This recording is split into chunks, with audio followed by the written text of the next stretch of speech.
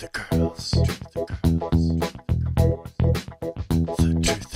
everyone.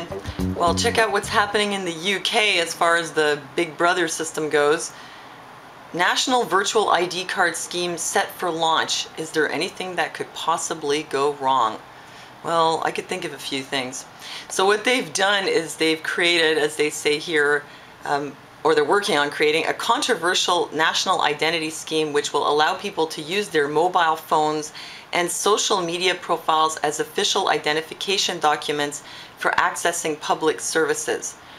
So it's like you would be able to use your Google profile or some account you have with some store as actual identification to access government service, which could be something like, you know, applying for a fishing license or a tax credit or renewing your driver's license.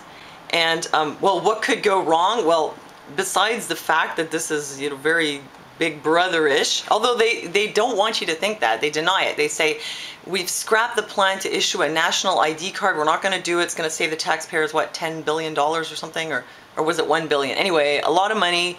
We're not going to do that. We're not going to Big Brother you. This is for your convenience. We're just setting this up. Okay, get ready to laugh, because this is the reason why they're doing this. This is what they say. They're going to do this to prevent login fatigue.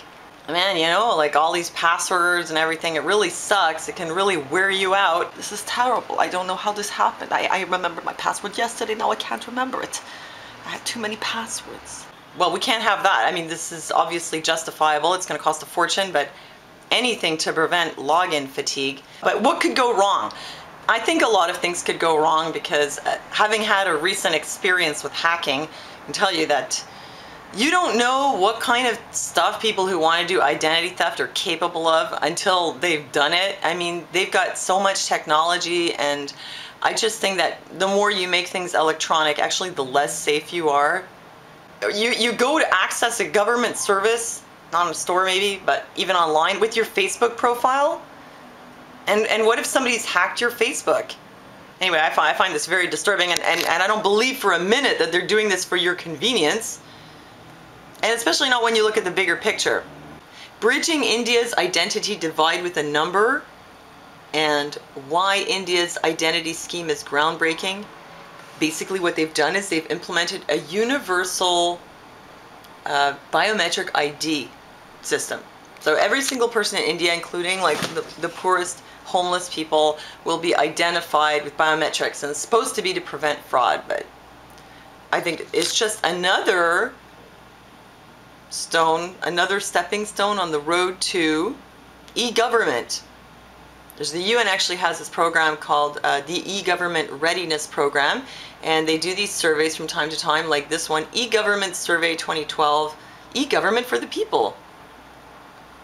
It's just to make your life more convenient, so you can get your fishing license online. Don't be so paranoid. So what they're doing is they're trying to get the whole world hooked up so that you have this kind of system, basically like what they're doing in the UK now. You have the system where you can access government services online. So they do these surveys to see how ready you are. It's on a scale of 0 to 1. When you get to 1, you're ready. Ready for e-government. Of course, that doesn't really make sense because the countries that are close to 1, they already have services fully accessible. So I think that e-government is a little more than applying for your fishing license online. And if you look at the list of the leaders in e-government 2012, at the top is the Republic of Korea, then the Netherlands, and the United Kingdom is 3rd. United States is in 5th place, and Canada's in 11th. And worldwide, it's still at 0.4 something. Like, it's gone up a little bit, but globally, we're not there yet. I mean, if you're talking about like Mark of the Beast system, global e-government, microchip, we're really not there yet, but it looks like they're working on it. And the system that they're trying to implement in the UK, using your social media as identification, having this all linked together, which I think is just very scary. First of all, it's not necessary. If you want to prevent login fatigue, there's an app that you can get that stores your passwords securely, that you access that through one password, and then you can just kind of copy your passwords into other things, so that when you copy and paste your password, You cannot be victimized by like a keylogger. So there's really not any necessity for this kind of system that they're implementing. And I'd say that, as I mentioned before, it opens up a lot of new opportunities for fraud and identity theft and things like that. And what I think is that down the road, with these problems being ever present, they're finally going to say, well, you know, this isn't secure. The only way that we can make this secure is for you to have a microchip. So you're going to have all your stuff online, your Google and your YouTube and your Facebook, your work stuff, your bank, your medical information, your government services, and it's all going to be in one centralized location. And then when that turns out not to be foolproof, eventually they're probably going to say, we can't keep it here, we're going to have to put it in your arm. So that's where I see this is heading. Obviously I don't like it. So let me know what you think.